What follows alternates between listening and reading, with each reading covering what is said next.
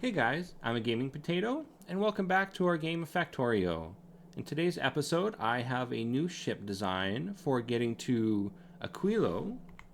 So if we look here, I've got my Aquila Base, and right now it is full on science. So I'm going to head over here and I'm going to pick up a bunch of my science.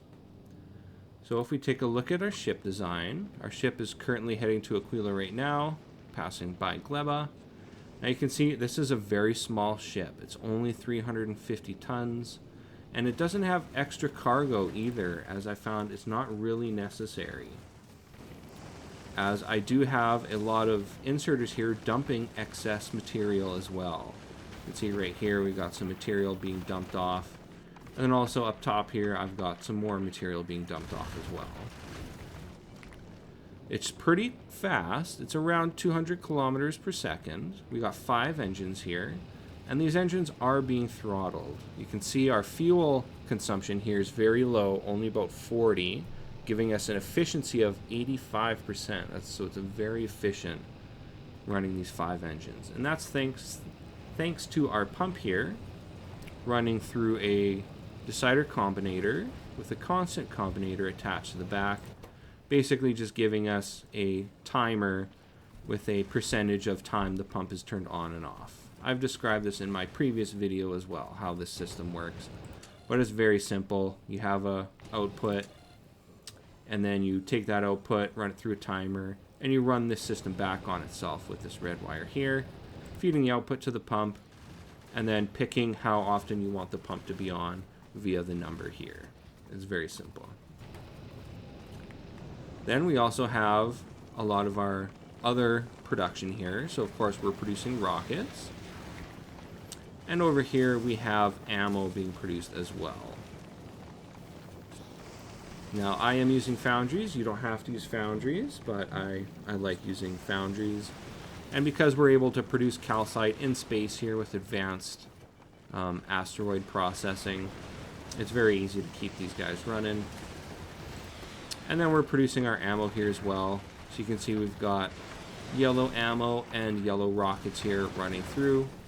We've got rockets, guns, and laser turrets here, all selected to their optimal type of asteroid to fire upon.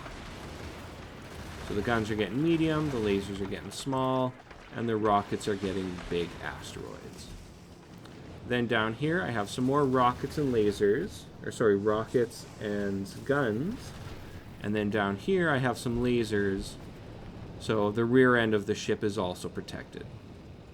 We're running off just a single nuclear reactor here, with a line in of fuel, and fuel, spent fuel being dumped out on this line back here. Then I've got some resources running back here to my fuel production, where I am running advanced thruster fuel, so it produces 1.5 thousand thruster fuel. But of course I got speed modules in here, so it's crafting at 2.5 times speed, producing, as we can see there, 375 fuel per second. Now because of the fuel throttles here through these pumps, we're almost always going to be at maximum fuel, unless for some reason we happen to just get unlucky with our asteroid collections and we aren't able to collect enough of a certain fuel. But again, this should never really run out. It will depend how often you're running though. If this ship is running non-stop, you might have issues, but as you can see here, our fuel production chemical lab is full of fuel. So you really shouldn't have any fuel issues at all here. And we've just landed on Aquilo. And now it's going to start picking up my cryogenic science. I do have some superconductors I want to dump out, as these are being used for quantum processors. And then we can just wait as, if we head here, we start to fill up our rockets to bring in our space science. I have a few solar panels here. You'll want these to start up your system until you get your nuclear power running and you get enough water produced here. You can see I got a water tank that's pretty much always full. We got some steam generators here running through some steam turbines. So when you first go to Aquila, it might take you a few cargo loads of resources to get it fully built up. I know some people like to make one mega ship where they can put everything in a single load, but I like having this small ship that can do quick runs back and forth. It's very fast. It doesn't take very long to move between Novice and Aquilo at all. And so a few cargo loads and you're able to fully build out your base. I think it took me 3 cargo loads to build my base on Aquilo. Now, of course, it depends how big you're planning to go. My Aquilo here, I wanted to do 60 science a minute. So you can see here half a science per second and half a science per second. I was able to make a pretty small base. This is pretty compact, pretty efficient. There's not a lot of stuff going on.